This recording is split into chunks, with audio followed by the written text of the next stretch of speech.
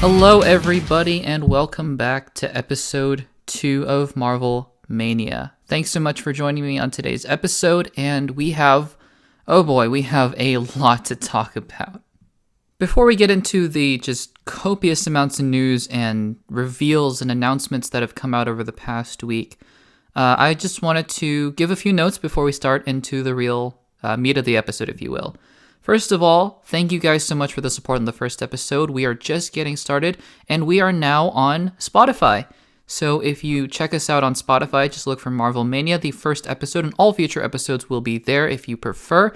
And we are working on getting the episode to Apple Podcasts as well, just pending approval and things like that. So, I'll update you guys on the podcast if and when that goes through. So that's the first thing. The second thing is, if you guys are listening now, and if this is the only thing you take away from the episode, I would love to hear your guys' questions and comments and feedback and thoughts, not just on the podcast, but also about Marvel in general, because I am trying, as soon as I get enough questions, to do a segment on the show called Marvel Mailbag, where I just take your guys' questions and comments and theories about the MCU and Marvel in general. So please, if you guys have anything that you want to talk about, you want me to talk about, or discuss a fan theory, speculation, a question about the MCU, please drop it down below in the comments, or email me at accessblockbusters@gmail.com, message me on Instagram, anything goes. As long as your question is reasonable, or your comment is as well, then I will definitely make sure to take it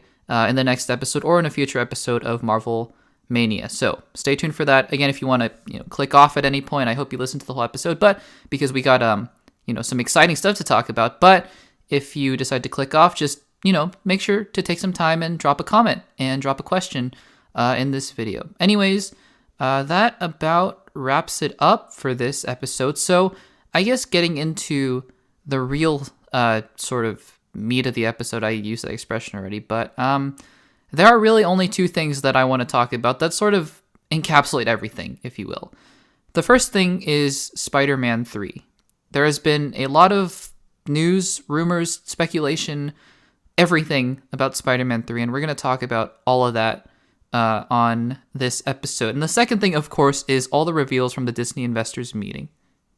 So yeah, the way that this is going to go, we're just going to be talking all things Spider-Man 3 first, and then we're going to be discussing all the rumors, Tobey Maguire, Alfred Molina, all the good stuff. And then we're going to be transitioning into the Disney investors meeting. And the way that I thought I would do this is because Disney and Kevin Feige basically talked about every single project that's coming up in some capacity. So basically what we're going to do is we're going to go through every single MCU Phase 4 and Phase 5 project that has been confirmed by Marvel and talk about what they revealed at the Disney investors meeting, because they revealed at least a little bit of something about almost every single project, including announcing some new projects. So again, I'll leave some timestamps in the description below for each and every project that we're going to be talking about, but we're going through every single project that has been announced for the future of Marvel, and that's exciting. It's going to be a wild ride. It's going to be a long episode, so stay tuned. But yeah, let's talk about some Spider-Man 3. So I want to sort of clear up something that I think has been confusing a lot of people thus far, and I just want to take some time to clarify what has been confirmed, or at least all but confirmed, and what is still rumored, because I think that is unclear for a lot of us. And so I think that it's really important to understand what is going to happen versus what is rumored to happen. And even the thing that is confirmed to happen, which is Alfred Molina coming back as Doc Ock. We'll talk about that in just a second, but even that has not been officially confirmed by Marvel Studios, and the only thing that they talked about at the investors meeting is that Spider-Man 3 will be dealing with the multiverse, which we already knew, of course. So there is that. Whether or not the other rumors are likely or not is a completely different story, and we'll talk about the likelihood of these things happening. But, as for confirmed, even Alfred Molina is not officially confirmed, although it is being reported by the major trade. So, there's that. So let's talk about Alfred Molina. So the other day, and I made a video about this breaking the news along with a lot of other people, is that Alfred Molina, famous for his role in Spider-Man 2 for the comic book fans as Dr. Otto Octavius, Doc Ock, will be coming back for Spider-Man 3, or the MCU Spider-Man 3 at the very least. And again, like I said before, it's not confirmed by Marvel, but The Hollywood Reporter, I believe, broke the news, and they are a very reputable source, so it is all but confirmed. I believe people had been actually seeing him on set at the very least. So that's sort of where the rumors began. And then Jamie Foxx was cast as Electro. Lo and behold, Alfred Molina has come back as Dr. Octopus. What do I think about this news? I think it's great.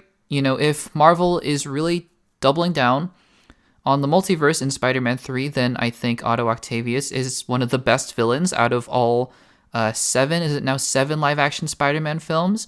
And I think the best out of the 5 previous, prior to the MCU Spider-Man films. I think to me, he is the best of those 5. So I think that bringing him back, I know Alfred Molina is a little older now, I think in his late 60s, maybe early 70s.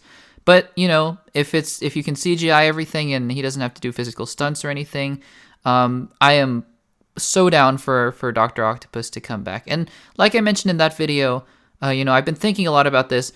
I think there is, and this is, I don't have any sources or anything to confirm this, but I think that, the placement of the release dates, because if we think about a 2020 in which there was no pandemic, and, that's wishful thinking for us all, but I think the release dates are a good indicator of what Sony and Marvel are trying to do. In so saying, let's look at Venom, Let There Be Carnage, and Morbius. Those 2 films were scheduled to appear and be released before Spider-Man 3 would hit theaters. I think that is very intentional because, as you can see now, they are still both slated to come out before Spider-Man 3.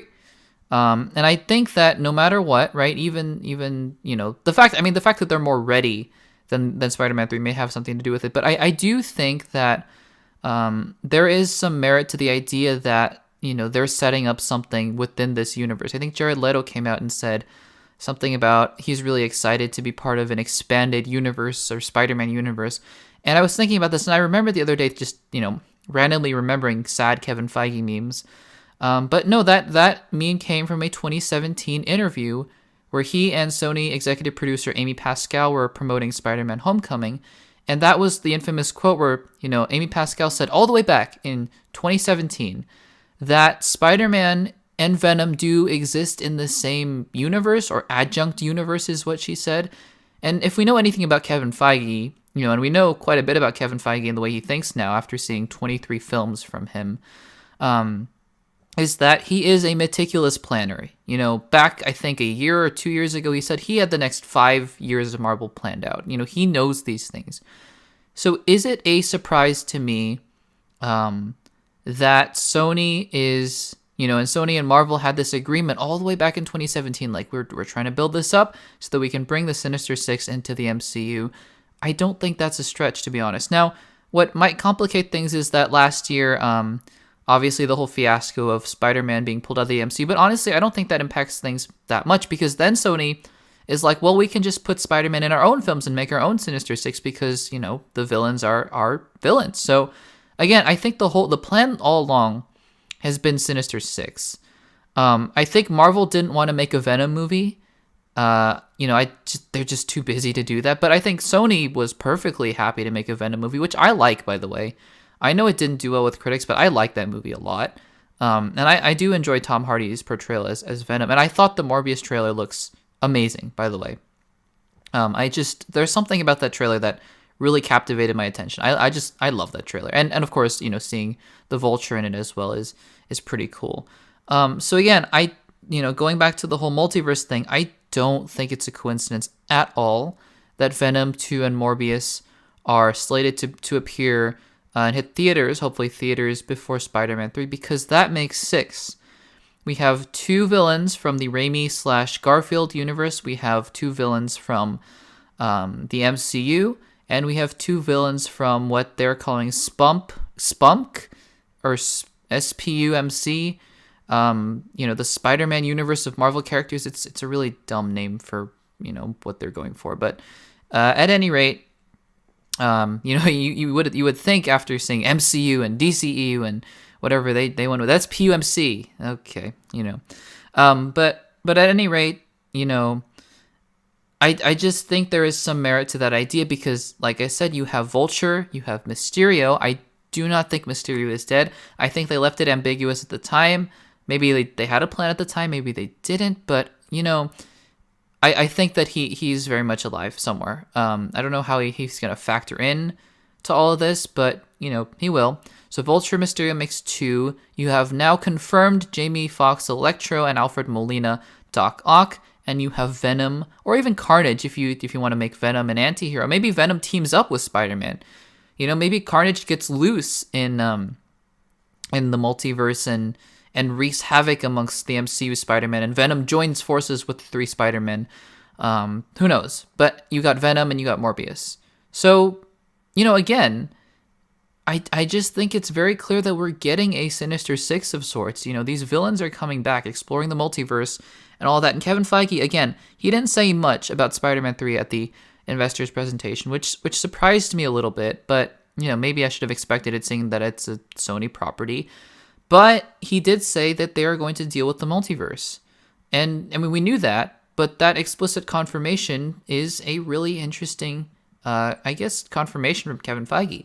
So that's the confirmed stuff. Now, don't take the fact that I said Morbius and Venom are coming in, and even Vulture and Mysterio. We don't know that. All we know for sure right now is that Electro and Doc Ock are going to be in the film. So then let's talk about rumors, because people seem to be saying that Tobey Maguire, Andrew Garfield, Kirsten Dunst, and Emma Stone are going to appear in the movie, as well as a 5th character that we'll talk about in just a second, the Man with No Fear. Let's get one thing out of the way. This is not confirmed by any reputable source. Now, I know Collider had been reporting that Tobey Maguire and I believe it was Andrew Garfield and Kirsten Dunst, interestingly enough, were set to reprise their roles, and Tobey Maguire is working on a deal. But again, Hollywood Reporter, Variety, Deadline, those are the real sources that we should be looking at, because those are the real reputable sources, and they have not been reporting this at all. So all those headlines that you saw of Tobey Maguire is reportedly returning are all stemming from one article that really, it could be true. So we'll get to that in just a sec. It could be true, but again, is not confirmed to be true. But yeah, let's talk about that, because while it is not confirmed, right? It is not confirmed that these characters are coming back to the MCU. I think it's only a matter of time. Personally, these rumors going around didn't raise my expectations that they're going to be in the film. It didn't lower it at all, because as soon as Jamie Foxx's Electro came in, I think, my expectation was, yeah, we're going to see some sort of live-action Spider-Verse. And then when Alfred Molina came in, I went, yeah, it's basically a done deal. And then Kevin Feige says the multiverse. So it is a done deal. That being said, I don't necessarily, I'm not ready to call it yet, though. I'm not ready to make a video saying, a breaking news video yet, because when I make those breaking news videos, they're only on news that has been confirmed. I really try hard to validate sources and make sure that the news that's coming out is true and not just, random clickbait. And so, I'm not making a Tobey Maguire, Andrew Garfield video just yet, because nothing has been confirmed by a reputable source. Would I be happy for them coming back? Of course I would be. Spider-Man 3 is easily, I think it's easily my most anticipated MCU project over the next few years. I'm just so looking forward to it. And the fact that we might be getting, the Spider-Man, which both of those, actors, Maguire and Garfield, had things I loved about them, things I didn't like about them. And to me, Tom Holland is still the best Spider-Man, just me personally. I know a lot of you guys feel differently, and that's totally great. But I do really like the other Spider-Man. And so I would be more than happy to have them back. Now, am I worried that this movie is going to get a little crowded? Yeah, maybe, because, if you're going to have Doctor Strange in there as well, and the Sinister Six, it's going to be 4 heroes against 6 villains. Okay, maybe. It's happened, but Civil War had a bunch of people in it. So again, I'm just hoping that it remains a Tom Holland film, just how the Russo brothers were able to keep Captain America Civil War a Captain America film. But again, I'm excited. I have reservations, I have doubts, of course, but for now, I'm really excited. But yes, as for the 5th character, is Daredevil, Charlie Cox's Daredevil, going to be in it? Again, don't take that one to the bank. Even less so than the Tobey Maguire, Andrew Garfield. I know people have been saying that their sources have confirmed these things and yada yada, but until a reputable source comes out, I will not be making a video about it. An official video. I mean, I might be making speculation and theories, but like an official news video, I won't be making one. Don't say it as if it's a done deal. In fact, I think it's much less likely that Daredevil, that Charlie Cox is going to be in Spider-Man 3, and I think Daredevil might be, maybe, but it's Charlie Cox's Daredevil. I'm not sure. Because Kevin Feige would then be acknowledging the Netflix shows, which had all got canceled, and that's going to be a whole mess unto itself. So, again, this is not me saying I wouldn't like to see it. Honestly, I'm not even sure if I would like to see it or not. I honestly, and we'll get into this a little bit later with what Feige said about She-Hulk. I think She-Hulk might even be a better series for Daredevil to be in. To be quite honest, I think Feige might have even hinted at it. We'll talk about it in just a second, but. Again, I think this movie is way crowded. I love Charlie Cox's Daredevil. You have no idea, guys. I adore that show. What that show did for Daredevil, is what let's just say the MCU did for Spider-Man, for example. It just revitalized my love for a character, and it made me just see them in a whole different way, in a different light. They were able to just shed a different light on the character. And give them dimensions, as I'm sure they're going to be able to do with WandaVision, Falcon, and the Winter Soldier, and all those things. So, does this mean that Charlie Cox's Daredevil isn't going to be in the movie? I don't know that. Does it even mean that Daredevil is going to be in the show? I keep wanting to say show. In the movie, I don't know that either. I'm just saying that these reports are, by no way, shape, or form are they confirmed. Now, again, just to kind of tie things together, do I think that there is a potential risk to doing a multiverse event film with a Spider-Man film? I think there is some potential huge risk, because the things that I loved about the previous two Spider-Man films were the interpersonal relationships between the characters, Peter and MJ, Peter and Ned, Peter and Tony Stark, Peter and Mysterio.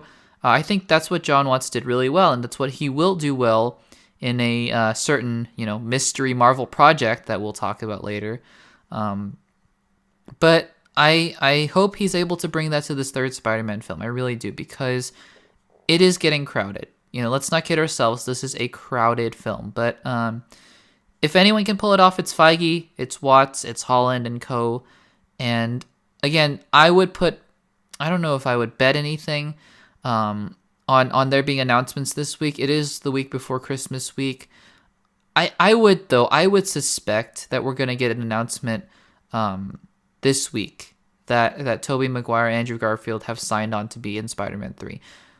I feel like it's just too high of a possibility, because I just think that given the multiverse implications, you have to bring the guys back, right? It has to be a thing. So again, this week I would expect an announcement, and I'll make a video probably about that when that comes out. If not this week, we'll have to wait probably into the new year because of the Christmas sort of news break that goes on. But we'll have to wait and see. So Spider-Man 3, it was my most anticipated project of Phase 4 and Phase 5. It still is, and my excitement may have even just gone up. And nothing much else happened this past week, right? Except for an investors meeting, a shareholders meeting. But they're just shareholders, right? No, okay, I'm just kidding. Yeah, that event was crazy. First of all, if you didn't watch the entire presentation because you have things to do, to be fair, I was gonna just watch the content part, or at least even just keep up with the live blog. I started watching it, and honestly, it was just so interesting what they were talking about. I kind of got swept up in it and watched the whole Pixar and Star Wars thing, and it was crazy. The amount of things that they announced, and I guess we'll talk about each thing individually, but I just want to say overall, quickly going to Black Widow before we officially talk about it here, is that they're committing to the theatrical window for Black Widow, and I think we'll talk about that in just a second. But I think that these movies deserve to be seen on the big screen. We're seeing a huge fallout with Warner Brothers and HBO Max. I'm not backtracking on what I said last episode. I think economically, somewhere there was a good reason for Warner Brothers to put at least a few of their movies on HBO Max and theaters, not their entire 2021 slate. I think James Gunn and Denis Villeneuve have good reason to be very upset because their films aren't even coming out for a year, and the fact that Warner Brothers didn't tell them, that's a completely different thing. I have no doubt that Kevin Feige, Alan Horn, Bob Iger would have told Kate Shortland and Scarlett Johansson if Black Widow was going to Disney Plus, and I'm sure they would have gotten their go ahead, of course, with that. But again, I think that Disney is still committing to theaters. I think that this pandemic has really changed the landscape, but I also think that there is a possibility for it to rebound as well. We'll have to see about that, as we go along. But I think overall, what Disney was able to do at this investors meeting was put the emphasis on streaming, because what I was worried about is Disney just ditching the theaters altogether for streaming. But what it looked like they were doing was saying, no, we're gonna focus on streaming, but we're not, we're committing to the theaters as well. What I would equate it to, I don't know if you guys follow tech at all. For Apple, for instance, and by the way, when I was watching the presentation, I got huge Apple vibes from what they were doing. It was very much like the Apple events and all that sort of stuff. But it's not like Apple is saying, hey guys, so we understand that the iPhone is dying, so we're just going to make only iPads now, and we're just going to make you call people through your iPad. It's not like they're doing that. It's like them saying, hey guys, so we're going to put a bunch of focus on the iPad, but we're still going to make quality iPhones. I don't know if that analogy works or not, if you guys understand, but that's sort of the vibe that I got. It's like, hey, we're not ditching theaters altogether, but we are going to put our emphasis on streaming because that's what we feel is important. But we are also going to put movies in theaters because we can make money there, and we believe that, in the cinematic experience, and I think that's awesome. Again, I was worried. I was really worried they weren't going to be able to strike that balance between the two, but it turns out that they did, and I was very happy overall with almost everything that they announced in this panel. We'll talk about specific things here and there. So how this is going to work? This is going to take up the rest of the episode. It's going to be a lot. I believe I counted there were 21 projects in Phase 4 and Phase 5 confirmed. Which is, by the way, that's insane. 21 projects or so, maybe 22. I'm not even sure. We're going to go through each one by one. And we're going to talk about specifically what changed after this Disney investors meeting, what they announced, a trailer, any new news, excitement levels. And if nothing happened, we'll just kind of skim over it. But, that's sort of where we're at. So without further ado, and by the way, I'm not going to go in announcement order, because it looked like Kevin Feige was jumping all over the place. He went from WandaVision, then went to Doctor Strange, and then went back to Falcon and Winter Soldier. It was like he was going all over the place. I'm going to go in alleged release order because some things don't have release dates and things like that. I'm just going to kind of roughly try to ballpark it, and we'll go from there. So let's start out with WandaVision. So I think we were all expecting a trailer for WandaVision, and we got one because we had been seeing on social media that they had been releasing posters sort of leading up to a certain day. And it turned out that day was the investors meeting. So it only made sense that Disney would reveal a new trailer for WandaVision, and they did. And I made a whole separate video sort of breaking down my thoughts on the trailer. So I won't go, I won't talk about every single scene, but I do want to reiterate a couple big takeaways that I had from the trailer here. But overall, I love the trailer. I love the first trailer as well. I think this show is just going to be something tremendously special. I really do, because, and I keep saying this, but, I will keep saying this as many times as I can.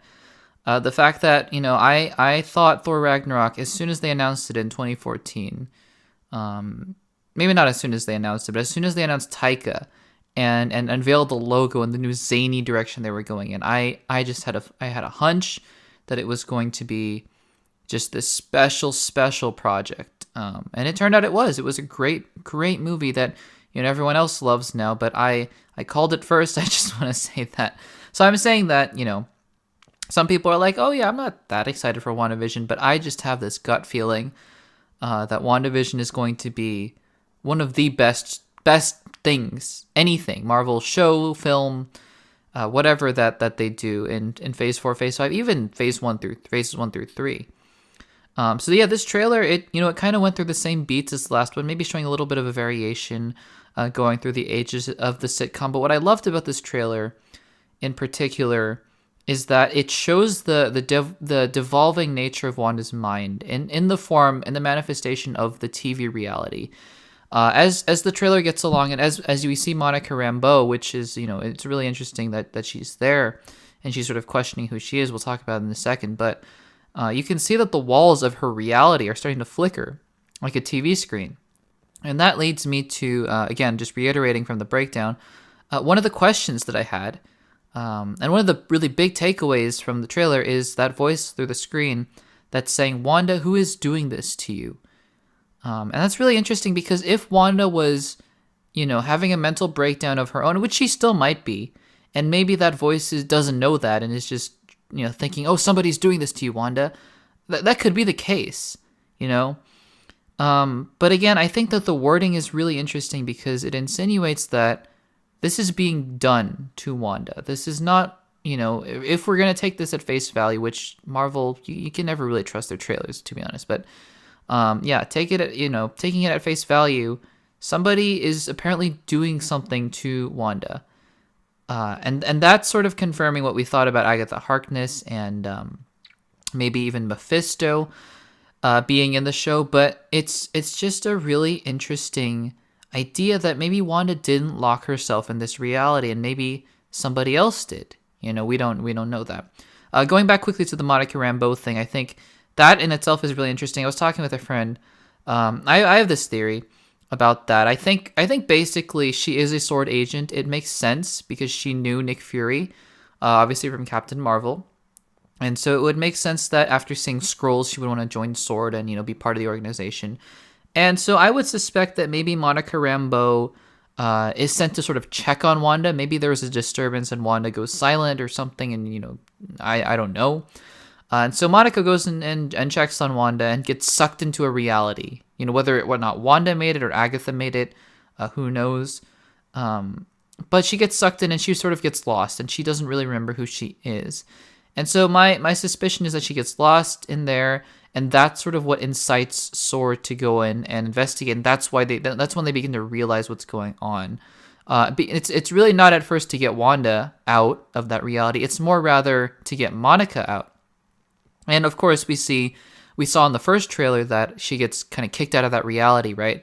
And yeah, I think that is, sort of where she gets her powers from. I don't know that or anything, but I do suspect, we see that shot in the first trailer of her lying on the ground. I suspect that the whole arc is something like she goes in, gets lost, SWORD tries to pull her out, Wanda sort of realizes what's going on, kicks her out of the reality, she gets her powers, and then, the chaos ensues. Not sure if that's, you'll let me know in the comments down below what you guys think of that theory. But anyways, that's just something I've been thinking about. But like I mentioned in the video, the second thing that I was kind of pondering about is Vision. Because at the end of the trailer, Vision says something like, "Then let's fight for it," when Wanda says this is our home. So again, this is Wanda acknowledging that she accepts this place to be her home. This is where she believes she belongs now. And whoever has done this to her, or whether or not it's herself, she has made it so convincing for herself that she literally does not want to leave, it looks like. And Vision says, "Let's fight for it." And so, given the imagery of the Mind Stone at the end, this makes me wonder, is Vision... I think it's clear that Vision is a manifestation of somebody's imagination. Whether or not that's Wanda's or not remains to be seen, but Vision does not seem like a positive force in this series. I really do think that whether or not he's being, mind controlled by Agatha Harkness or Mephisto, whether or not he's just a manifestation of Wanda's, fantasies, I don't know. But again, I just think that him saying that is really trying to force her to stay in the reality, when in reality, she should be leaving, because obviously this reality is not good for her. So those were, I think those were really the two biggest takeaways that I had from the trailer. 3, if you were, counting the Monica Rambeau as a separate sort of aside. But overall, again, I am beyond excited for this show. We're going to see later with release dates that we're going to be getting Marvel content week after week after week. And that's just so exciting to me, especially after Mandalorian, Mandalorian ending this week. That's season 2's been great, but we get to see, we don't have to wait another year for another Disney Plus Marvel Star Wars show. We get to wait 2 weeks, and then we're just gonna keep getting it. So that's really exciting. So yeah, those are my quick thoughts on WandaVision. And now we move on to Falcon and the Winter Soldier, which has been confirmed to come next in the timeline. So we actually got a trailer for this, and again, count me surprised. I honestly, the Marvel panel was last, right? And they showed a lot of little sizzles and things like that, but we didn't get to see a lot of those. They were, mostly just for the investors. And so when the Marvel panel happened, I was like, yeah, okay, so we're gonna see a WandaVision trailer, and they might reveal some things to investors and all that, but we're probably not gonna get to see it. And lo and behold, we got 3 other trailers in a sizzle reel. So I was not expecting that at all. But we got a Falcon and the Winter Soldier trailer, and we got a release date. Let's talk about the release date really quickly. It is coming on March 19th. And I believe WandaVision is 6 episodes, so I believe that it will end 2 weeks before the Falcon and the Winter Soldier, which makes sense because, or maybe 3 weeks before, because just like with between Mandalorian and WandaVision, Mandalorian's going to end this week on the 18th. Soul is going to come out on the 25th. Then I believe it's 2 weeks off, and then we got WandaVision. So I think they're following that same model. Not every single week, but pretty close to it. And if it is 6 episodes indeed, then it's going to lead up, I think, right to Black Widow in early May, maybe a week in between. So again, going back to the idea that we're going to be getting Marvel content for, I think the idea is really that we are going to be getting Marvel content almost every week of the year. And, I think that's just something that Disney Plus can afford to do now.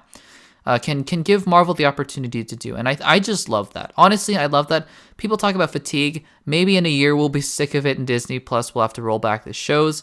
I don't know. But, we're not sick of Netflix continuing to roll out shows over and over again. And these are different shows. They're not like 20 seasons of WandaVision, for example. So, I'm excited. I really am. I think that this is an opportunity to make up for nothing in 2020 and really just go for it in 2021. So anyways, let's talk a little bit about the Falcon and the Winter Soldier trailer, which I loved. I said in one of the breakdown videos that I can't decide which one of the 3 main trailers was my favorite, because I watch each one of them again. And every time I watch them, that particular trailer becomes my favorite, whether or not it's Loki, Falcon and the Winter Soldier, or WandaVision. Whatever I'm watching at the time becomes my favorite trailer. It's just insane how good they are.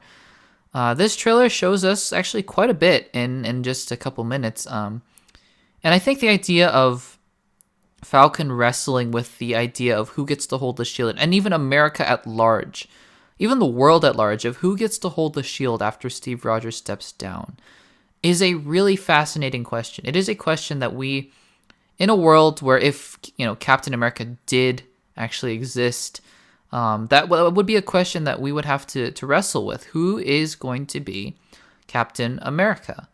And we see that Falcon, he's going to have to grapple with that against U.S. Agent, against the Flag Smashers, against Baron Zemo. And I think that's a really, really interesting thing. Now, I said in my breakdown for the Falcon and Winter Soldier that these people wearing the masks are a group of people that are working for Flag Smasher, who's a comic book villain. He's an anarchist, basically. It turns out that they're probably just sort of retconning it to be a group of people called Flag Smashers, anarchists, basically, which is fine. I don't have a preference either way, but I just wanted to point that out, that I probably made a mistake on that. So there's that. We do get to see some shots of Zemo as well, or maybe just one quick shot of Zemo standing in front of a Sokovia memorial, which is really interesting. But yeah, the trailer doesn't give away much plot-wise. It's just quick actiony shots. We do get to see Sam and Bucky on a boat, I guess they're talking, and then on a plane. Those are really the big settings there, and a fight on a truck. But again, what I really loved about this trailer was the cinematic feel. They've been talking about this for a while. Anthony Mackie has that. This has a cinematic feel, and you can really tell. You can really tell. This is a show that could easily be put onto the big screen. It is just beautifully shot. I have to say, one of the things that I wasn't expecting to see in a Falcon and Winter Soldier trailer is just how gorgeously shot this is. And I guess I should have expected that, honestly, because, it looks great. But yeah, I get, the real sort of, what's the expression? I don't know what the expression I'm looking for is, but the big moment at the end, right? Falcon flying through the canyon was spectacular. That is film quality action. And I was just my breath was taken away, honestly. After seeing this trailer, Falcon and the Winter Soldier, I was excited for, because I thought, oh yeah, a sort of spy thriller, espionage, Winter Soldier, political thriller would be a really interesting way to go. But I just hadn't really seen anything to get me excited for it, and so I was like, okay, fine. But seeing this trailer, this has probably become one of my most anticipated projects for the MCU going forward. So, that is the goal of every trailer. And because that is the goal of every trailer, it did its job beautifully. So that was Falcon and the Winter Soldier. And so after these two TV shows, we are going to be getting Black Widow. Now, the thing with Black Widow is that they kind of brushed it aside and didn't really make a big deal out of it. But yes, it does appear that it's going to be in theaters. What do I think about this move? I think that this is a good move for now. Honestly, with the vaccine and with the state of the world, who knows where we're going to be at in May of 2021. They moved Raya and the Last Dragon to Disney Plus, and I think that's smart, because I think March, we're not going to be ready to go back to theaters. And I think May might even be a stretch. But I do think, here's what I do think. In light of the news that Black Widow is staying in theaters, I think that no matter what, Black Widow is going to hit that release date one way or the other, whether it's on Disney Plus or in theaters or both. Because at this point, right, with all of the MCU projects being announced and all of those things, the MCU is moving forward in its timeline. Black Widow can no longer afford to just stall around and get delayed again. It has to hit the release date because of, Florence Pugh's character, Yelena Belova, is going to be appearing in shows in 2021. Confirmed to be in Hawkeye, and probably even going to be in Falcon and the Winter Soldier. So, no matter what, I think Black Widow is hitting that release date. Do I think it's going to hit theaters solely? I don't. I don't know where the US will be at in May for, if it will be safe enough to do that. I do suspect that this is going to be the case of, the sooner we get there, the Marvel will make a decision on that to put it in theaters and on Disney Plus, or just Disney Plus Premier Access. I doubt it, but we'll see about that. But again, I think it's a good thing that at this time, especially in light of what Warner Brothers has done, Marvel is holding their ground. They are committed to doing this on a case-by-case basis, and I think that is a really smart thing to do. A really smart thing to do, because it just, this world is uncertain right now. And relating to the world of movies, the theater situation is uncertain.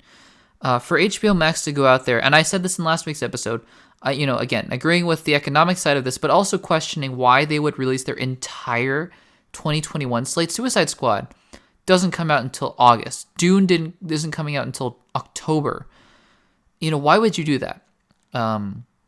When you could have a safe world with theaters, and that would just look really bad on you. So the fact that Disney is taking this on a case-by-case basis, I think, is a good thing. I personally am happy with the news for now that it's going to be in theaters. Ask me again in 3 months, in 5 months, and even 3 weeks. Who knows where we're going to be at. But again, it just all depends on where we're at in May of 2021. All right, but aside from Black Widow, we got another trailer. More trailers, I know, it's crazy, but we got a trailer for Loki. Like I said in the breakdown video, I'm not entirely sure why I wasn't excited for Loki. I just, for some reason, in the back of my mind, I always just thought of Loki as a side character. To me, he always, was always a side character. And I don't know. There's something there that made me go, yeah, I don't know if he can lead a show. Well, all of those fears and doubts were dispelled with this one trailer, because this trailer was awesome. It, for those of you who watched Umbrella Academy, it gave a lot of the commission vibes, the Time Variance Authority, which, again, I understand that the Time Variance Authority in the comics probably came before Umbrella Academy, so it's just a matter of the Umbrella Academy show came first, but it's sort of the same thing, right? Like this organization in suits working out the different timelines and all those sorts of things. But yeah, this show looks bonkers. I mean, just the fact that Loki will be playing, or will be, I guess, impersonating DB Cooper. And for those of you guys who don't know the story, he was basically, I don't really fully know the story. I just know that he was, he had a bunch of money. He jumped out of a plane, and he was never seen again. And they found a few bills in the Columbus River. And so, yeah, I really think that this is a rich and interesting way to take Loki, like different conspiracy theories. Hopefully they don't go too far with them, obviously, but just, different conspiracies where Loki could have jumped in time. Just seeing the realization of that. And again, like Falcon and the Winter Soldier, this trailer was shot like a movie. This show, I should say, looks like it was shot like a movie. It has just gorgeous cinematography. Like, I think a moon was exploding at one point. You had this just broken Avengers tower in New York City. Loki, Tom Hiddleston looks amazing as always. And this is a show I think that is going into pre-production for season 2. And I believe that this is a show that can keep going and going and going because of just the nature of the time meddling. You can do so many things with this and this character. And everybody loves Loki. So I think Tom Hiddleston, he is dead. His character is dead in the MCU, but there is a rich potential to keep him around, in the MCU for a lot longer. So for a show, by the way, it's coming out in May, I believe, which is crazy. I thought it would be coming out in late or mid 2021, but no, it's coming out in May, which I believe was actually the original release date. I believe spring 2021 was the original release date for Loki. So I think everything actually did keep its original release date, except for Falcon and the Winter Soldier, which got pushed from August, I guess, fall 2020. But still, and at any rate, this trailer just looked phenomenal. I love Tom Hiddleston in the role. I think he's going to do a great job with Loki. So solid trailer, no, more than solid trailer, amazing trailer that more than raised my excitement for the new Loki show. And then finally, one of the last trailers that we got another sizzle reel to talk about, but one of the last trailers is for What If, which is, I believe, coming out in the summer of 2021. Not exactly sure if it's before Shang-Chi or after Shang-Chi or maybe, during, in the middle. Not entirely sure. But yeah, we got a trailer for it. And honestly, this is probably the most underwhelming trailer because it's probably one of the projects I'm not looking forward to the most. Not because I don't think it looks good. I think it looks great, honestly. But, you know me. I am if you know me at least, from watching the channel, I am a big story enthusiast. I believe that story and villains, of course, but, story and villains.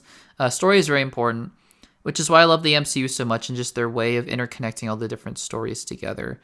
And so, What If is a fun conceptual show that I think will do well as a little side palate cleanser. And I think it works well as a palate cleanser because if we just keep getting these hard-hitting MCU shows every single year, week after week after week, it's going to become too much, I think.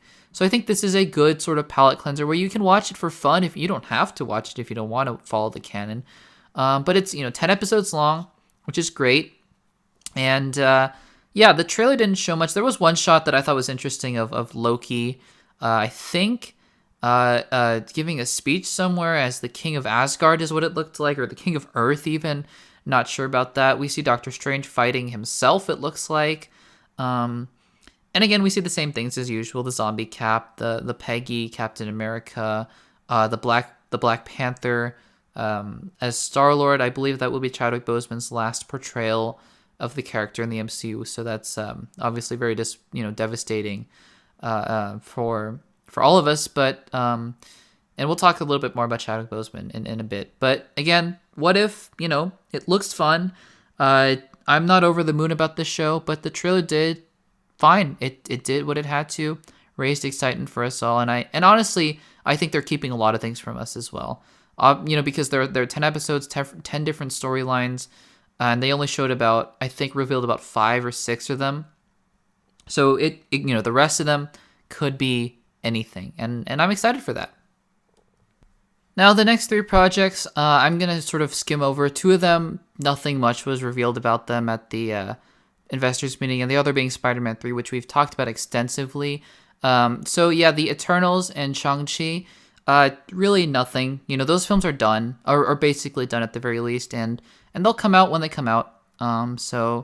Whenever that will be, hopefully at their release dates, we'll see. And Spider-Man 3, obviously very excited for. The only thing Kevin Feige said about it was that it, was tying into the multiverse somehow, which we already figured.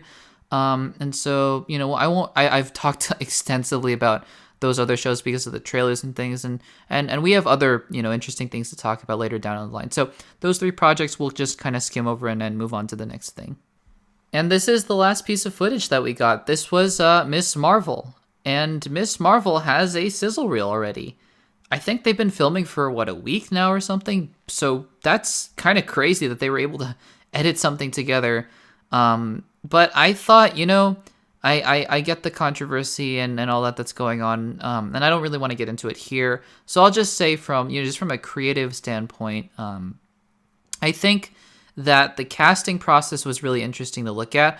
Sizzle reels in general are not that interesting, to be honest, because they're interesting from the sense of you get an idea of the production and the casting and all that sort of stuff. Usually not that interesting, but in this case, I did find it very interesting how they were able to cast their Miss Marvel through Zoom, basically, which is very 2020. But I actually kind of like that. I kind of loved how Kevin Feige was telling Iman Vellani, who was playing Miss Marvel, Kamal Khan, that she was going to get the part. And I think that's a great thing that they're moving forward with all these shows and whatnot. And from the limited footage that we've seen, again, it just looks like establishing shots and, her walking around and interacting with people looks good. She looks good in the role. We saw some set photos a while ago of her kind of dressed as Captain Marvel. And it is clear that, she is going to look up to Captain Marvel a lot, which is, take it for what you will. I think Endgame sort of soured the taste of Captain Marvel for me. It just didn't work in Endgame, but I hope that's an Endgame thing, because after rewatching Captain Marvel, the movie, I genuinely did like Brie Larson in that movie. So here's hoping that Captain Marvel 2 will be able to... We'll talk about Captain Marvel 2 in a bit. But anyways, yeah, Miss Marvel, it looks good.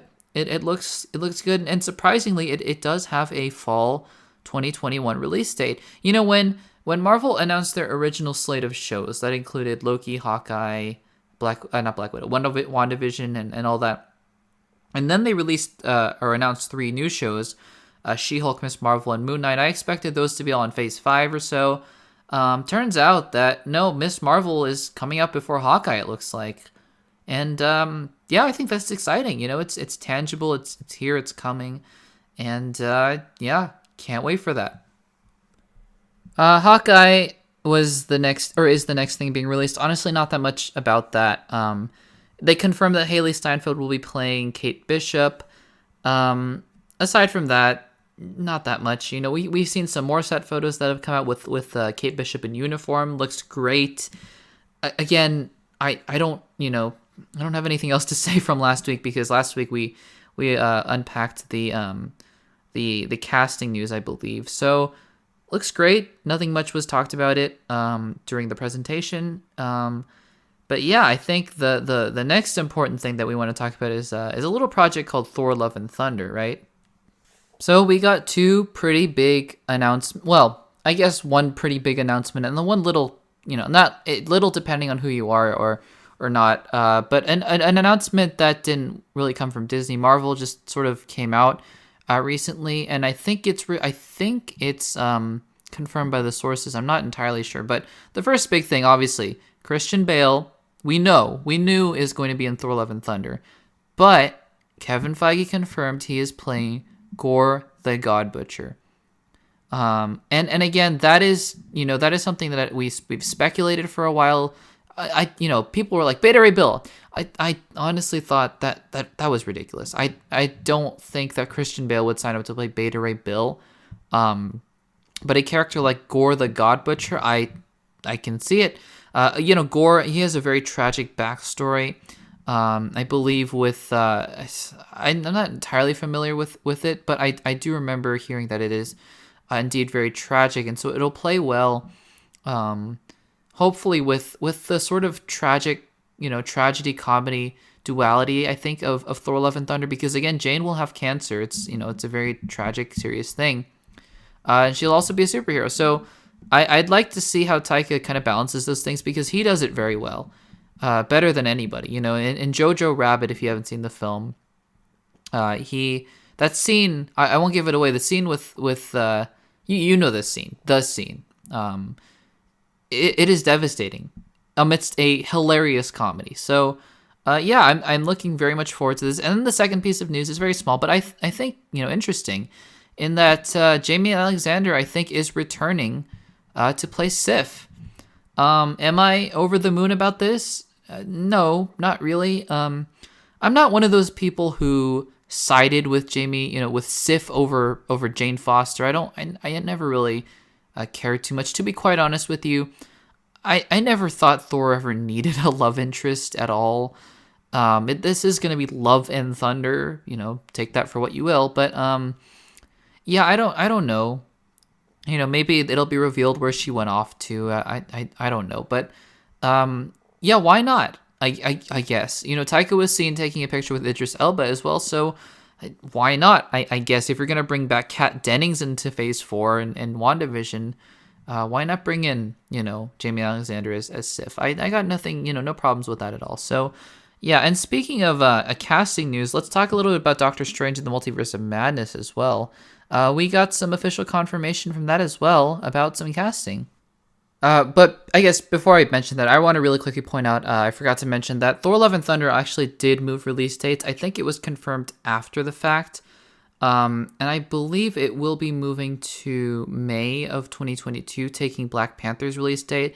We'll go, into casting a little bit later, or release dates a little bit later, but Black Panther just quickly moved to July 2022, and Captain Marvel moved to November. So, there's that. But yeah, Doctor Strange too. So I'm going to butcher this name really badly. Is it, I don't remember how Kevin Feige said it. Is it Xochitl? I'm sure it's horribly mispronounced, but Gomez is going to be playing America Chavez. And I believe we did hear about this before. I believe some reports claim that she was playing America Chavez, but yeah, we got official confirmation. And that's great. America Chavez is a good character, is a great character from the comics. And I think that, I think that we'll see how she plays into this crazy sequel. That is probably going to see Tom Cruise as Iron Man somewhere, Tobey Maguire's Spider-Man probably, seeing as Sam Raimi's directing it, maybe even a Deadpool here, a Chris Evans Fantastic Four, Human Torch, I wouldn't be surprised. But yeah, we'll see. We'll see how she fits in.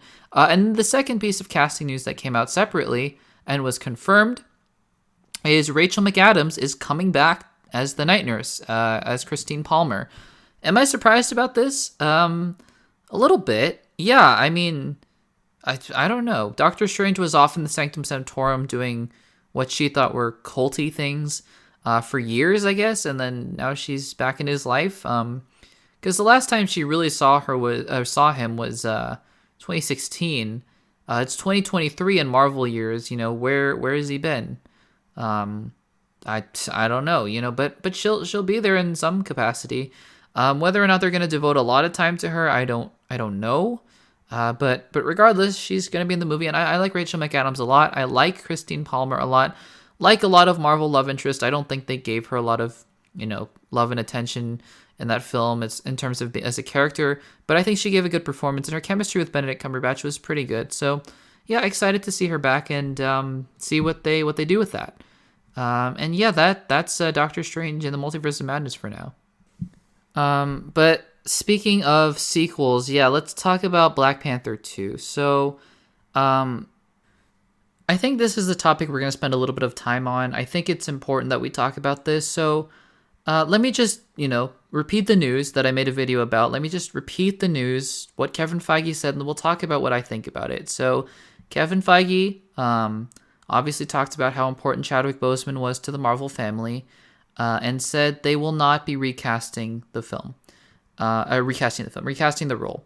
The movie will come out in July now of 2022, pushed back a little bit. It will begin production in July of 2021, and Ryan Coogler is working on the script. That is all he said about that. So again, I want to be careful here because a lot of people, I've had some good conversations with people in the comments about Black Panther, and I want to be careful about this because I think there are a few ways to see this, and here's the thing, whether or not you believe that Black Panther should be recast, T'Challa should be recast or not, I think is one thing, and that's sort of what we're gravitating towards. I think it's also really important to look at the motivations behind the decision. And this is coming from a person who personally believes they should have recast the role. I don't necessarily agree with the not recasting, but I also understand why Marvel did it. And I think this is something that a lot of people and a lot of us are missing in thinking about this decision because we are very, film-centric, film-minded, and we want to look at these as film fans, right?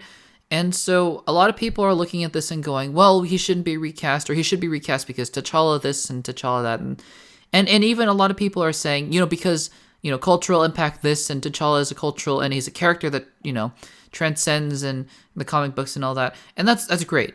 That I legitimately think that's great. I do think that we're missing something here. And what we're missing is the fact that a human being just died. A human being that you may not have known and that I may not have known, but a human being who meant a lot to the people at Marvel. Whether or not he was black, whether or not he was a superhero, playing a superhero, whether or not he was playing T'Challa, Chadwick Boseman was a beloved person at Marvel Studios. And whether or not you agree with, the recasting or whatever, you do have to understand that he had a big impact in the lives of many people. It's evident in those videos. You can find them on YouTube of him going to children's hospitals, of him talking about kids, with cancer and how it broke his heart, of him surprising people with Jimmy Fallon. He did, back up everything that people had said about him from Marvel. They lost a person that they loved very deeply. So you have to understand that while Kevin Feige has, yes, decisions to make in terms of story, honoring Chadwick Boseman is not just about honoring T'Challa as a character. I think a lot of us are only looking at it as, how are we going to deal with T'Challa and Black Panther, and saying, well, yes, it's good and good and all to honor Chadwick Boseman, but also, the role would have been recast anyways. And I get that. It would have been recast eventually. He would have gotten too old to play it. I understand. But Chadwick Boseman is a person who meant a lot to a lot of people, and he just died. And I think we have to acknowledge the fact that Marvel is still grieving. He is a person that meant a lot to a lot of those people, and to a lot of people around the world. Whether or not he meant a lot to you is irrelevant to the fact that he meant a lot of to a lot of people that around the world. The significance of Black Panther should not be understated. And so I think in not recasting, which I disagree with, and you may disagree with, and if you want to respectfully disagree, leave your thoughts in the comments down below. I'm not looking to have fights about this in the comments. Please don't be argumentative in the comments, guys, because look, at the end of the day, like I said, a person has died who was just so beloved by so many people. Let's not have fights over his name or the name of the character that he so beautifully played. And all of that, and you can disagree with certain things and you can agree. Let's just, if you want to leave your opinions in the comments, that's totally cool. But let's not, sort of get into disputes over this sort of thing. But going back to the decision itself, I may not agree with it, but I understand, and I wholeheartedly believe that Kevin Feige made that decision out of love and respect for Chadwick Boseman. That I cannot argue with. I can argue with the fact that, I would have preferred a recast. And once the movie comes out and whether or not it works, in our opinion and in our eyes, that'll be a different discussion like we talked about. And it's a very similar thing with Leia. I disagreed with the idea of using CGI. I think a recast in that scenario would have been good as well, although I was a little bit more hesitant about that. But again, if you got someone really accomplished to play Leia, I would have been totally fine with that, And so, but then, J.J. Abrams came out and said, we're gonna try to honor Carrie Fisher's legacy, and I said, okay, it's coming from J.J. Abrams loved Carrie Fisher, just as I'm sure Ryan Coogler, who by the way probably was one of the people to make this decision. It is his movie, creatively. He loves Chadwick Boseman, and so they made those decisions, and The Rise of Skywalker came out, and yeah, it didn't work. The CGI, it didn't work, and that's okay. I mean, it's we can talk about structurally and movies and things how it didn't work, but at the end of the day, it just didn't work. So if Black Panther 2 comes out and it doesn't work with Shuri or whoever they're gonna go with, that's okay. You may not like the movie, and that's your right to do so. I don't necessarily love The Rise of Skywalker, but this decision is not being made out of an intent to kill a franchise that I've seen. Respectfully, it's not out of intent to disrespect anybody. It's really for Chadwick Boseman, just irrespective of the fact that he's African American or played T'Challa. Chadwick Boseman as a person just passed away, and I think that Marvel wants to respect that. So those are just my 2 cents on the matter. Again, I think they should have recast, but I'm not going to question Marvel until I see the film, and that's all there is to it. So again, feel free to leave your thoughts in the comments down below, but again, make sure to be respectful as always. Most of you guys, almost all of you guys are always awesome in the comments, so I have no doubt that it will be the same here. So anyways, let's move on to the next sequel, which is Captain Marvel 2. And again, the only thing that they really talked about, Miss Marvel was appearing. Great. Yeah, that's about all I have to say about that. Nia DaCosta is working on the script, and that's about it for that film. And then speaking of films, not much to talk about. Blade is also moving forward, and Mahershala Ali will be there. And yeah, that film will be out sometime, so sounds great. Now, She-Hulk is another story because they actually dropped a couple bombs in there. First of all, for all the people who are like, Tatiana Maslany is denying that she is She-Hulk, which she did, bizarrely. Well, yeah, she was just doing her due diligence, I guess, for Marvel. She knew she was going to be in a show with Mark Ruffalo, so can't spoil that, right? Can't be the one spoiling with Ruffalo. Because yes, Mark Ruffalo is returning as Hulk. Big surprise. Who didn't see that one coming, right? But here's the bigger news. Tim Roth is returning as Abomination.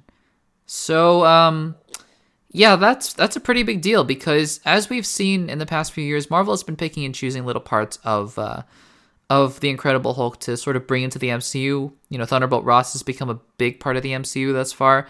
And Abomination, look, I didn't love him in The Incredible Hulk. That being said, I'm sure Tim Roth is a talented actor, and under the direction of whoever it's going to be for S.H.I.E.L.D., I forget at the moment who it is, but I believe that, it's going to turn out fine. And of course the CGI better be better. It's been 12 years. It'll be, 14 years when She-Hulk is released? It better be better, right? So yeah, I have no doubt that whatever they're deciding to do with Abomination, which is obviously going to be the Thunderbolts, right? That'll be good. So I'm excited actually to see what they do with him. A little cautiously so, but yeah, it is still excitement nonetheless, I think. So the next one, Moon Knight, I'm not going to talk much about because they didn't really talk a lot about. They talked, Kevin Feige talked a little bit about how they're going to explore Mark Spector's sort of dissociative condition, which is cool. I don't think they confirmed Oscar Isaac. I could be wrong about that. I don't remember them confirming Oscar Isaac. But I'm excited for Moon Knight. It's a ways away, so we'll see what happens with that. But yeah, excited for the show itself. And then before we get on to some more big stuff, we only got a little bit left to go, guys. Thank you so much if you're still listening, for joining me on this. It's been a crazy week for Marvel, and I love talking about all this stuff. So it's been great. But I'm just gonna drop this here because I don't know where else to drop it. I didn't want to end the podcast on this note. So yeah, there's gonna be a Guardians of the Galaxy holiday special, which was hilarious. I laughed out loud during the presentation. I mean, that's ridiculous and that's awesome. And then there's going to be a Groot, I guess. I don't know if it's animated or a live action. There's going to be some Groot miniseries with shorts. I think it's animated. So take those for what you will. If you're looking forward to those, then great. I personally am not particularly. I mean, the Guardians of the Galaxy holiday special, of course I will watch it. It sounds hilarious. But at any rate, yeah, those are two projects coming out. But now we're heading into the new shows that they announced. So starting off, we're going to start off with Armor Wars, which is basically War Machine's solo series. And I am not opposed to that at all. Listen, I think it was interesting how he was basically the only Avenger left who didn't get a solo movie or series. Lo and behold, he's got one. I think that's great. And I think it's also great how, just like how they're bringing in characters from Incredible Hulk and things like that, that Kevin Feige is bringing back an idea from Iron Man 2. What if this suit ended up in the wrong hands? That's the whole court decision, right? What if it ended up in the government's hands? So, yeah, you can bet that Justin Hammer is going to be in this show. I mean, how could he not be in this show? Literally, this is Armor Wars, right? Justin Hammer is going to be in the show. Whether or not it's Sam Rockwell remains to be seen. I mean, unless Sam Rockwell just is way too busy or whatever, and in which case they'll recast him. But Sam Rockwell, Justin Hammer, he's going to be in the show. I'm excited for this, actually. I didn't know how much I wanted a War Machine show or how much I would be excited for one, but I actually really am. And I think if Justin Hammer's in there, listen, I didn't love him in Iron Man 2, but I think, of course, Sam Rockwell was an Academy Award nominated winning actor. So, I'm excited for that. And then the second show that they announced was Ironheart. This one kind of took me by surprise. I don't think I was expecting this in the slightest. They cast Dominic Thorne as Riri Williams, which is, it's great they have casting already. Listen, to be quite honest with you guys, I not knowing Marvel's full plan for Phase 4 and Phase 5, because they're announcing tons and tons of stuff. But to me, and just as a person who knows some big comic book storylines, but, doesn't know in depth and everything, to me, this seems like they're just setting up Civil War 2. I don't know the rich history of Ironheart. I know she has a history. She's a pretty recent comic book character. I know that. But, Civil War 2 being Riri Williams, Ironheart against Captain Marvel, it seems like they're setting up a Civil War 2 down the line. Maybe that is Captain Marvel 2, Civil War 2, Captain Marvel 2. I don't know. Maybe that's going to be I don't know. But that's, on a basic level, not knowing the characters and all that, that's sort of what it seems like. But yeah, I mean, it's interesting how Kevin Feige said she has the most advanced set of armor since Iron Man. So, no connection to Iron Man, I guess, just her own armor. Again, not sure what to make of it yet, but sounds cool, and we'll see what happens with that show. The last new show that they announced was Secret Invasion. This was the Nick Fury show that had been speculated for quite a while. I am so excited for this. You guys know I have been championing Secret Invasion for the longest time. I am beyond excited for this. They also confirmed Ben Mendelsohn will be back as Talos. Love that. Love Talos. And yeah, I'm surprised though that Secret Invasion wasn't a bigger deal, because from the sounds of it, from what they said at the panel, it sounds like this is going to be a huge earth-shattering event, right? Like Skrulls have infiltrated every level of society. That's not good. So I'm so excited for the show, but this sounds like a show for the Avengers? Question mark. Are the Avengers going to be in the show? Because I mean, isn't the whole point of the show that they infiltrated the Avengers, right? I don't know, but at any rate, whatever they decide to do, Samuel L. Jackson is great. Ben Mendelsohn is great, and again, the storyline of Secret Invasion I think is so rich and so inviting for so many possibilities. So I am beyond excited for a Secret Invasion show. Small bit of news, I guess that was confirmed. I'm not entirely sure if that was confirmed at the panel, but I did see that James Gunn confirmed it. Guardians of the Galaxy 3, 2023 release date. We all suspected it, so there it is. Just, some confirmation, which is always a good thing. And finally, the last two films to talk about here, which I think are both going to be big. So, Ant-Man and the Wasp, Quantummania. Great title. They missed a huge opportunity, though. I'm just saying, if you're going to make Ant-Man sequels, Ant-Man and the Wasp and Kang. Then Ant-Man and the Wasp and Kang and Stature. Ant-Man and the Wasp and Kang and Stature and Hope and Hank and Janet and Iron Man and Ironheart, and you get the gist. But I mean, seriously though, I just would have loved to see that. But all that aside, we got a title confirmation, Quantummania. That's a great title in itself. Don't know what it means. I'm sure, exploring the quantum realm again. That's great as always. And we got a couple casting confirmations. First of all, Jonathan Majors is playing Kang the Conqueror. That is exciting news. And that ties in directly into the final project, which we'll talk about in just a second. But yeah, Jonathan Majors playing Kang. Listen, this movie is going to be nuts.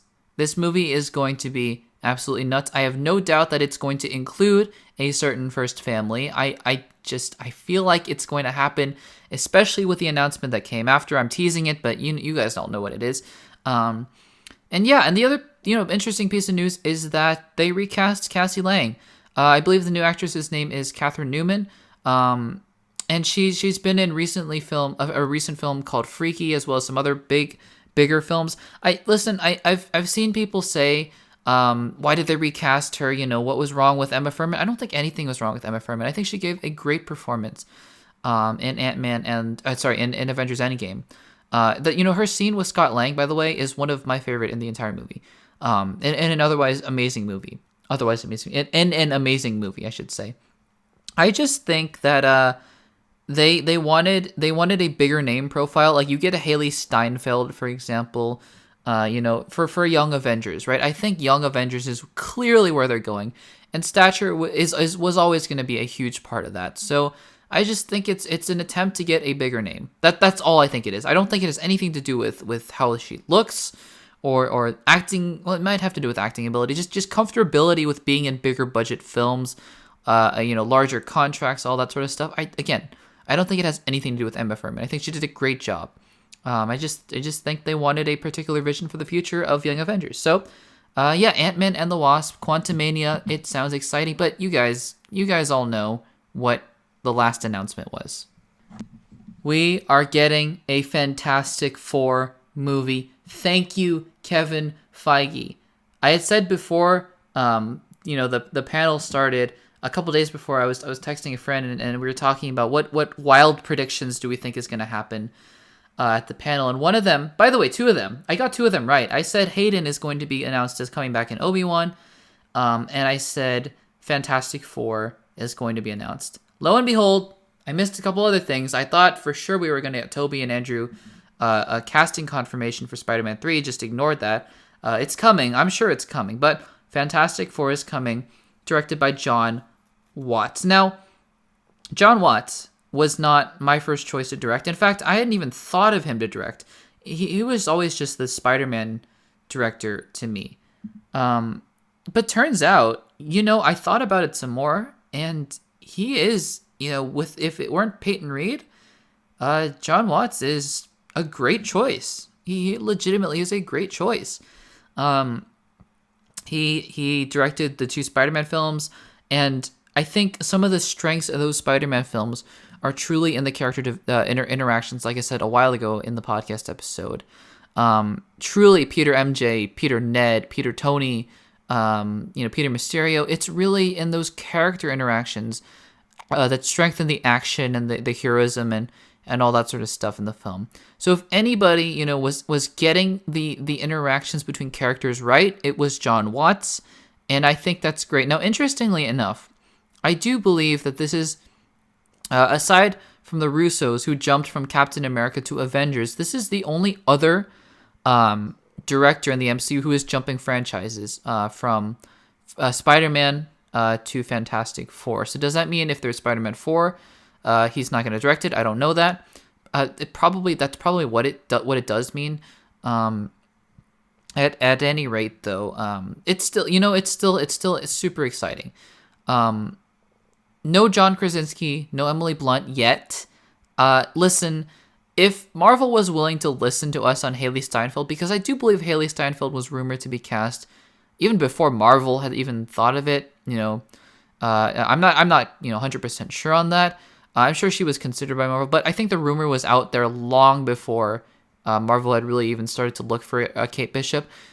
If that's any indication, we have been clamoring for a John Krasinski for just a long time. I am a huge fan of The Office. He was great in A Quiet Place. Listen, Kevin Feige, if you can do one thing for us, come on. Get us a John Krasinski, right? Emily Blunt. One of those two, both of them, it just would be perfect casting, right? But, beggars can't be choosers. And the fact is, we are getting so much Marvel content. And I think that with that said, that about wraps up the episode. We are at about an hour and 15 minutes. Guys, there was a lot. There was a lot to talk about. If you've listened through this whole thing, thank you so much for listening.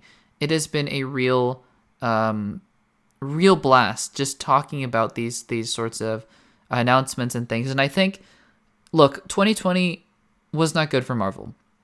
It was not good for anybody. Let's be clear. I can't think of anybody who would say 2020 was the best year of their life. I don't know anybody who would say that. That being said, though, Marvel is ready to bounce back. They have proven themselves now. They have proven to us that they are ready to give us what we missed in 2020 and then some. And I think that's super important. I think it's super important to just, for Marvel to have come out of the gate at this investors meeting and say, we are back. We are officially back, and we are ready. We're ready to release, 6 shows and 4 movies in a year. That's what's happening in 2021. I think it's going to be something like 5 shows and 4 movies in 2022. It's going to be insane. It's going to be absolutely insane. And I think after 2020, people talk about Marvel fatigue, but now people just want to see movies. People just want to see Marvel, and I think this might have been in that sense, a good thing for Marvel. We'll have to keep monitoring the Black Widow situation and see where that goes.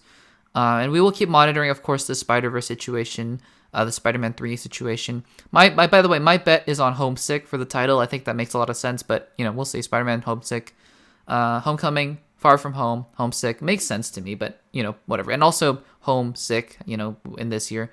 I don't know. It just makes sense to me. But yeah, guys, that'll about do it for this episode. So again, I want to ask you guys, first of all, thank you for listening. And the support on the channel this past week with all my coverage of the Disney investors meeting and more coverage to come. My channel has gotten more views in the past week than it has gotten basically ever, which is crazy.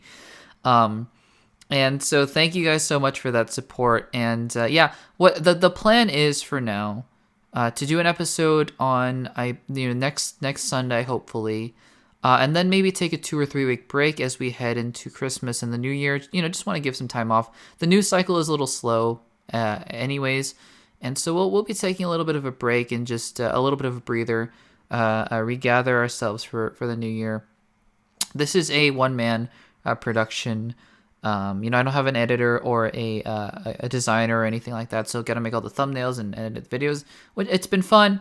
But it takes a lot of time. So thank you guys for the support. It means a lot. And let me ask you as we wrap up this episode again, If you have any questions you want me to address on the show, if you have any comments you want me to, a theory, speculation, just general things about the MCU you want to address on the show, because I don't do this live, so I don't have a live chat or anything like that, please send me some questions in the comment section, through an email, accessblockbusters@gmail.com, Instagram @accessblockbusters. Send me some questions. I want to really, really start this Marvel mailbag segment because I want to interact with you guys and talk about things that you guys want to talk about. It's fun talking about the things I want to talk about, but it gets boring, And you guys are here and you guys have been supportive, so let's make that happen. And yeah, thank you so much for listening, guys. That'll about do it for this week's episode of Marvel Mania. Take care, stay safe, and we'll see you in the next episode.